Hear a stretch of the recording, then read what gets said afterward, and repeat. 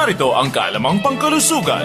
Maraming tao ang naghahangad maging maganda sa natural na pamamaraan. Ngunit paano mo nga ba ito makakamit? Bukod sa nasa kalooban ng isang tao ang tunay na kagandahan, dapat ding bigyang pansin ang ating katawan at hindi lang puro mukha. Ang subok ng paraan ay ang pag-ehersisyo. Heto ang ilan sa mga benepisyo ng madalas na pag-exercise. Mababawasan nito ang stress kaya mapapatagal ang pagtubo ng puting buhok. Mababawasan ang banta ng stroke, sakit sa puso at cancer. Sa pag-ehersisyo ng 3 minuto kada araw ay nakaka-stimulate ng brain chemicals. Dahil dito mas magiging relax ang iyong mood at magiging masaya ka. Gaganda ang iyong posture. Madaragdagan din ang iyong muscle sa katawan kaya hindi lalaylay ang iyong balat. Mas gaganda at sasarap ang iyong tulog at dahil dito mababawasan ang iyong eye bags at pamumugto ng mga mata. Mapapabilis ang pag-produce ng collagen ng iyong katawan na siyang responsable sa pagkakaroon ng mas bata at makinis na kutis. Lenny Wong Olivo, NDBC, Bida Balita.